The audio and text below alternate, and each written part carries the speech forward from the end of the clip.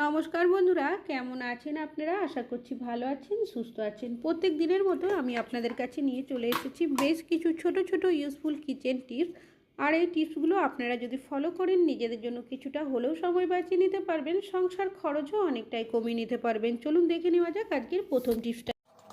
আপনারা কি কখনো প্যাকেটের মধ্যে সেফটি পিন পরিয়ে দেখেছেন? কি হতে পারে? আমরা প্রত্যেকটা মহিলারাই কিন্তু কম বেশি শাড়ি, সালোয়ার কামিজ পরে থাকি। তবে শাড়ির কুচিতে হোক কি পিনাপে বা সালোয়ার কামিজ পরার সময় ওড়নার সাথে আমরা সেফটি পিন ব্যবহার করে থাকি আটকানোর জন্য। তবে যখন আমরা সেফটি পিন দিয়ে আটকে দিই, অনেক সময় দেখা যায় কোনোভাবে যদি একটু টানাটানি যায়, সেক্ষেত্রে সেফটি পিনের নিচের সাইডটা এমনভাবে ঢুকে আটকে যায়, সহজে কিন্তু খুলতে পারি না। আর জোর করে খুলতে গেলে অনেক সময় দেখা যায় সেই জামা কাপড় ছিঁড়েও যায়। তো সেক্ষেত্রে আপনারা একটা টিপস ফলো করতে পারেন। নিয়ে নেবেন এই ধরনের যে কোনো প্যাকেটের কিছুটা অংশ আমি কেটে নিচ্ছি। এবার যখনই আপনারা সেফটি পিন দিয়ে কোনো জামা কাপড় আটকাবেন, আগে এই প্যাকেটটাকে সেফটি পিনের মধ্যে এইভাবে পরিয়ে দেবেন। তারপর যদি জামা কাপড়ের মধ্যে এইভাবে করে আটকে দেন, তাহলে কি হবে, এই প্যাকেটটা থাকার কারণে সহজে কিন্তু জামা কাপড়ের মধ্যে আটকে যাবে না। আর আপনারা সহজে সেফটি পিনটা খুলেও নিতে পারবেন, জামা কাপড়ও ছিঁড়বে না। আশা করছি টিপসটা কাজে। আমি এখানে নিয়েছি একটা টুপি। বাচ্চা থেকে বড় অনেকে দেখবেন শীতকালে এই ধরনের টুপির ব্যবহার করে থাকে। তবে এই টুপিগুলো অনেকটাই মোটা হওয়ার কারণে শীতকালে যদি আমরা এটাকে ধুয়ে পরিষ্কার করে দিই, সেক্ষেত্রে দেখা যায় সহজে কিন্তু শুকায় না, যার কারণে সমস্যা হয়। অনেকেরই দেখা যায় এক্সট্রা এই টুপিগুলো থাকে না। তো যদি মাঝে মধ্যে ধোয়াও না হয়, সেক্ষেত্রে দেখা যায় বাজে গন্ধ কিন্তু বেরোতে থাকে। তাছাড়াও জীবাণু ব্যাকটেরিয়াও থেকে যায় যদি মাঝে মধ্যে ধোয়া না হয়। সেক্ষেত্রে আপনারা কিছুটা পরিমাণের পাউডার এইভাবে করে ছড়িয়ে দেবেন। অবশ্যই কিন্তু টুপিটাকে উল্টো করে কাজটি করতে হবে। তারপর নিয়ে নিয়েছি এখানে আমি বেকিং সোডা। এটা কিন্তু বেকিং পাউডার নয়। কিছুটা করে হাতের সাহায্যে এইভাবে দুটো সাইডে ছড়িয়ে দেব। তারপর এইভাবে করে আপনারা পাউডার আর বেকিং সোডাটাকে হালকা হাতে ঘষে টুপিটার মধ্যে লাগিয়ে দেবেন। তারপর এইভাবে করে রেখে দেবেন আপনারা 5 থেকে 10 মিনিটের জন্য। আমি এইভাবে করে 10 মিনিট মতো রেখেছিলাম। এবার এক্সট্রা যে পাউডার আর বেকিং সোডাটা রয়েছে সেটাকে ছেড়ে দেব। এবার এই টুপিটা চাইলে আপনারা কিছুক্ষণের জন্য রৌদ্রের মধ্যে রাখতে পারেন বা পাখার হাওয়াতেও রাখতে পারেন। এখানে পাউডার দেওয়ার কারণে একটা সুগন্ধও বেরোবে, আর বেকিং সোডা দেওয়ার কারণে যদি কোনো জীবাণু থেকে থাকে সেটাও চলে যাবে। টুপিটা একদম পরিষ্কার পরিচ্ছন্ন জীবাণুমুক্ত হয়ে যাবে। না ধুয়েই এভাবে পরিষ্কার করে নিতে পারবেন। আশা করছি টিপসটা কাজে আসবে। এখন চলে যাচ্ছি পরবর্তী টিপসে। নিয়েছি বেগুন। বেগুন আমাদের প্রত্যেকেরই বাড়িতে কম বেশি নিয়ে আসা হয়ে থাকে। তবে বেগুন যখন আমরা কাটি, বোটার অংশটা কিন্তু কেটে বাদ দিয়ে দিই, কেউই কোনো কাজে ব্যবহার করি না। তবে বেগুনের বোটার অংশটা আপনারা কিভাবে কি কাজে ব্যবহার করবেন, এখানে কিছুটা তেল নিয়েছি। তেলের মধ্যে বেগুনের বোটার অংশটাকে এভাবে করে ঘষে নিয়েছি। যখন আমরা কোনো কিছু রেসিপি বানাই, অনেকে দেখবেন কি করি, যে তেল ব্রাশ করার জন্য ব্রাশগুলো থাকে সেগুলোর ব্যবহার করি। তবে সবার কাছে সবসময় থাকে না, বা হয়তো আছে খুঁজে পাচ্ছেন না। সেক্ষেত্রে আপনারা এইভাবে করে কিন্তু অয়েল ব্রাশের মতোই ব্রাশ করে নিতে পারেন। আশা করছি টিপসটা কাজে আসবে। ভালো লাগলে লাইক করবেন। এখন চলে যাচ্ছি পরবর্তী টিপসে। আমি এখানে নিয়েছি একটা টিফিন বক্স। এই ধরনের কোনো না কোনো টিফিন বক্স আমাদের বাড়িতে বাচ্চারা বা বড়রা টিফিন নিয়ে যাওয়ার জন্য ব্যবহার করে থাকে। রেগুলার টিফিন নিয়ে যাওয়ার কারণে খাবারের দেখবেন স্ট্রং গন্ধটা কিন্তু থেকেই যায়, যতই ভালোভাবে ধুয়ে পরিষ্কার করি না কেন। সেক্ষেত্রে আপনারা কি করবেন, নিয়ে নেবেন ভিনিগার। এখানে কিন্তু ভিনিগারেরই ব্যবহার করতে হবে, লেবুর রস নিলে হবে না। সামান্য পরিমাণের ভিনিগার দিয়েছি, এর মধ্যে দিয়ে দিচ্ছি সামান্য লবণ। এবার ভিনিগারের সাথে লবণটাকে প্রথমে একটু মিশিয়ে নেবেন। তারপর টিফিন বক্সের মধ্যে এইভাবে ভালো করে একটু মাখিয়ে নেবেন। এই যে মিশ্রণটা রয়েছে ঢাকনাটার মধ্যেও কিছুটা দিয়ে দিচ্ছি, তারপর আবারও এর মধ্যেও একটু মাখিয়ে দেব। ঢাকনাটাকে লাগিয়ে রেখে দেবেন আপনারা এইভাবে করে 5 মিনিটের জন্য। এতে কি হবে, ভিনিগারের মধ্যে যে একটা স্ট্রং গন্ধ থাকে সেটা দেখবেন টিফিন বক্সের মধ্যে হবে, যার কারণে খাবারের গন্ধটা সহজেই চলে যাবে। লবণ দেওয়ার কারণে জীবাণু যদি থেকে থাকে সেটাও ধ্বংস হয়ে যাবে। তারপর পরিষ্কার জল দিয়ে ধুয়ে দেবেন, দেখবেন খাবারের যে স্ট্রং গন্ধ থাকে সেটা সহজেই চলে যাবে। আশা করছি টিপসটা কাজে আসবে। ভালো লাগলে লাইক করবেন। এখন চলে যাচ্ছি পরবর্তী টিপসে। অনেকেই আছি যারা দেখবেন পারফিউম বা বডি স্প্রে লাগাতে পছন্দ করে থাকি। তবে বিশেষ করে দেখবেন যখন আমরা বডি স্প্রে লাগাই, বডি স্প্রের যে স্মেলটা থাকে খুব বেশিক্ষণ স্থায়ী থাকে না।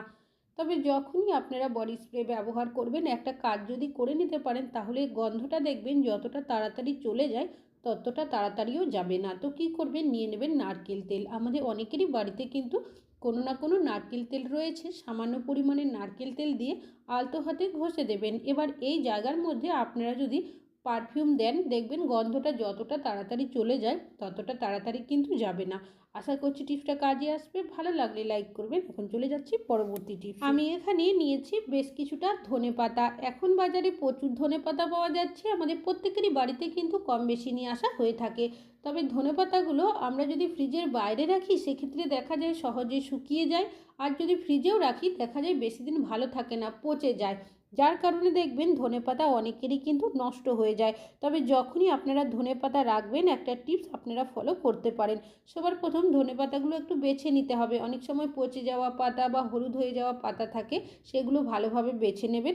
তারপর নিয়ে নেবেন একটা এই ধরনের জার, কাঁচের বা প্লাস্টিকের যে কোনো জার নিতে পারেন। কিছুটা পরিমাণের জল দিয়ে দেবেন। তারপর যে ধনেপাতাগুলো রয়েছে, যে গোড়ার সাইডটা রয়েছে, এইভাবে করে আপনারা রেখে দেবেন। এতে কি হবে, আপনাদের ধনেপাতা সহজে পচে যাবে না, শুকিয়ে যাবে না। যখন প্রয়োজন হবে এখান থেকে আপনারা তুলে ব্যবহার করতে পারবেন। একদম সবুজ আর সতেজ থাকবে। তাছাড়াও দেখবেন আপনারা যদি এইভাবে করে কিচেনের সাইড করে রেখেও দেন, দেখতেও সুন্দর লাগবে। ভালো লাগলে লাইক করবেন। এখন চলে যাচ্ছি পরবর্তী টিপসে। আমি এখানে নিয়েছি একটা পাত্র, এর মধ্যে দিয়ে দিচ্ছি বেশ কিছুটা পরিমাণের গরম জল, তবে অতিরিক্ত গরম নয়। সামান্য বেকিং সোডা দিয়েছি, আর দিয়ে দিয়েছি কিছুটা পরিমাণের কোলগেট। আপনারা যে কোনো সাদা টুথপেস্টের ব্যবহার করতে পারেন। এবার দুটো উপকরণকে খুব ভালোভাবে জলের সাথে মিশিয়ে নিতে হবে। তো দেখতেই পাচ্ছেন খুব ভালো করে কিন্তু এটা মিশিয়ে নিয়েছি। এই মিশ্রণটা এখন অনেকটাই পাওয়ারফুল হয়ে গেছে। কি কাজে ব্যবহার করবেন চলুন দেখে নেওয়া যাক। এখানে আমি নিয়েছি একটা চায়ের ছাঁকনি। এই ধরনের ছাঁকনিগুলো রেগুলার ব্যবহার করার কারণে দেখবেন এইভাবে করে একটা কালচে ভাব হয়ে যায়। অনেক সময় আমরা যখন চা, দুধ বা লিকুইড কোনো জিনিস ছাঁকতে যাই সহজে ছাঁকাও যায় না। তো সেক্ষেত্রে এইভাবে মিশ্রণ বানিয়ে আপনারা 5 মিনিট মতো রেখে দেবেন। এবার আমি ছাঁকনিটাকে এখান থেকে তুলে নিচ্ছি, আর দেখতেই পাচ্ছেন যে কালচে ভাবটা ছিল অনেকটাই চলে গেছে। তাও বাকি যেটা রয়েছে সেটা পরিষ্কার করার জন্য একটা পুরনো ব্রাশ নিয়েছি, যে মিশ্রণটা রয়েছে সেটা দিয়ে এইভাবে আলতো হাতে ঘষে দিচ্ছি। চায়ের ছাঁকনির ওপরের সাইডেও মিশ্রণটা দিয়ে এইভাবে ঘষে আমি পরিষ্কার করে নেব। তো দেখতেই পাচ্ছেন চায়ের ছাঁকনিটা কিন্তু এখন অনেকটাই পরিষ্কার হয়ে গেছে। এবার পরিষ্কার জল দিয়ে ধুয়ে আপনাদের দেখাচ্ছি। তো দেখতেই পাচ্ছেন আগে চায়ের ছাঁকনিটা কীরকম ছিল আর এখন কতটা পরিষ্কার হয়েছে। তাছাড়াও চায়ের ছাঁকনির মধ্যে যে ছোট ছোট চায়ের পাতার গুঁড়োগুলো ছিল সেটাও কিন্তু পরিষ্কার হয়ে গেছে। বেকিং সোডা দেওয়ার কারণে অনেক সময় যদি জীবাণু বা ব্যাকটেরিয়া থেকে থাকে সেটাও কিন্তু চলে যাবে। ভালো লাগলে লাইক করবেন। এখন চলে যাচ্ছি পরবর্তী টিপসে। অনেকে আছি জিনিসপত্র রাখার জন্য এই ধরনের জার বা কৌটোর ব্যবহার করে থাকি। বেশ কিছুদিন ব্যবহার করতে না করতেই দেখা যায় জার বা কৌটোটা হয়তো ভালো থাকে কিন্তু প্যাচটা কেটে যায়। যার কারণে এই ধরনের ছোট জার বা কৌটো আমরা ব্যবহার করতে পারি না, কেন কি হাওয়া বাতাস চলে যায়, অনেক সময় পোকামাকড়ও ভেতরে চলে যায়। তো আপনারা কি করবেন, নিয়ে নেবেন স্যালো টেপ। যেখানে জার বা কৌটোর প্যাচটা থাকে তার মধ্যে টেপটাকে এভাবে ঘুরিয়ে লাগিয়ে দেবেন। তবে কতটা আপনাদের ঢিলে হচ্ছে সেই মাপ করেই কিন্তু লাগাতে হবে। আমি একবার এইভাবে স্যালো টেপটাকে পেঁচিয়ে দিয়েছি, তারপর ঢাকনাটা লাগাবেন। দেখবেন সুন্দরভাবে কিন্তু টাইট হয়ে আটকে থাকবে, কোনোভাবে কিন্তু এটা ঢিলে হবে না। আশা করছি টিপসটা কাজে আসবে। ভালো লাগলে লাইক করবেন। এখন চলে যাচ্ছি পরবর্তী টিপসে। নিয়েছি বেশ কিছুটা আটা। রুটি আমাদের প্রত্যেকেরই বাড়িতে কিন্তু কম বেশি করা হয়ে থাকে, তবে রুটি বানানোর আগে আটাও কিন্তু মাখতে হয়। অনেক সময় আমাদের হাত যদি কেটে যায়, হাতে যদি ব্যথা হয়ে যায়, সেক্ষেত্রে আটা মাখতে সমস্যা হয়। অনেকেরই দেখবেন সাহায্য করার মতো কেউ না কেউ থাকে, তবে আপনাদের কাছে যদি সাহায্য করার মতো কেউ না থাকে সেক্ষেত্রে আপনারা একটা গ্রেটার নিয়ে নেবেন। গ্রেটারের সাহায্যে কিন্তু আপনারা অল্প করে এইভাবে জল দেবেন আর আটাটাকে মাখতে থাকবেন। তবে এইভাবে আপনারা যখন আটাটা মাখবেন একেবারে কিন্তু অনেকটাই জল দেবেন না, কেন কি অনেক বেশি পাতলা হয়ে যেতে পারে, তখন আটাটা মাখতে আপনাদের অসুবিধা হবে। তো দেখতেই পাচ্ছেন এইভাবে করে কিন্তু আমরা খুব সহজেই আটাতে হাত না দিয়ে আটাটা মেখে নিতে পারি। তবে আমি এইভাবে আটা মাখছি বলে যে আপনাদেরও মাখতে হবে তা কিন্তু নয়। যদি প্রয়োজন হয় আপনারা কিন্তু কাজটি এইভাবে করে করে নিতে পারেন, অনেকটাই সহজ হয়ে যাবে। অনেক সময় হাত কেটে গেলে রক্তও বেরোতে থাকে, সেক্ষেত্রে এইভাবে যদি করে নিই দেখবেন আটাতে কিন্তু হাত দিতেই হবে না। তো বাকি যেটুকু আটা মাখার বাকি থাকবে সেটা আলতো হাতে হাত দিয়ে যদি এইভাবে মথে নেন তাহলে দেখবেন সুন্দরভাবে কিন্তু আপনাদের আটাটা মাখা হয়ে যাবে। ভালো লাগলে লাইক করবেন। এখন চলে যাচ্ছি পরবর্তী টিপসে। শাক আমাদের প্রত্যেকেরই বাড়িতে কম বেশি নিয়ে আসা হয়ে থাকে, তবে যখন শাক কাটতে যায় বিশেষ করে নতুন রাঁধুনি হয়ে থাকলে অনেক সময় দেখা যায় তারা কিন্তু হাত কেটে ফেলে, যার কারণে শাক খেতে পছন্দ করলেও তারা কিন্তু খেতে পারে না। তো আপনারা একটা টিপস ফলো করতে পারেন। প্রথমে শাকটাকে একটু বেছে নিতে হবে। অনেক সময় পচে যাওয়া পাতা, খারাপ হয়ে যাওয়া পাতা বা হয়তো দেখা যায় শাক পাতাও থাকে। তো দেখতেই পাচ্ছেন সব শাকটাই কিন্তু আমি বেছে নিয়েছি। শাকটা যখন আমরা কাটতে যাই হাত দিয়ে ধরতে গেলে অনেক সময় দেখা যায় হাতের থেকে বেরিয়ে যায়। তখন আরোই সমস্যা হয়। তো আপনারা কি করবেন, একটা রাবার ব্যান্ড নিয়ে নেবেন। রাবার ব্যান্ডের সাহায্যে এইভাবে করে শাকের যে গোড়ার সাইডটা রয়েছে তার মধ্যে পেঁচিয়ে দেবেন। এতে কি হবে, শাকটা হাতে থেকে দেখবেন সহজে বেরিয়ে যাবে না। এখানে আমি নিয়েছি একটা, এই ধরনের যে পুরনো চায়ের ছাঁকনিগুলো থাকে এই সাইডের অংশগুলো অনেকটাই ধারালো থাকে। আপনাদের যেভাবে সুবিধা কিন্তু এই চায়ের ছাঁকনিগুলো দিয়ে আপনারা শাকটাকে কেটে নিতে পারেন। তো দেখতেই পাচ্ছেন কতটা সুন্দর শাকটা কাটা হয়ে যাচ্ছে, কেন কি এই চায়ের ছাঁকনির সাইডের অংশগুলো অনেকটাই ধারালো থাকে। তো ছুরি বটির সাহায্য ছাড়াই আপনারা কিন্তু এইভাবে করে চায়ের ছাঁকনিগুলো ব্যবহার করতে পারেন। তো দুটো সাইডই আমি কিন্তু শাকটাকে এইভাবে কেটে দেখালাম।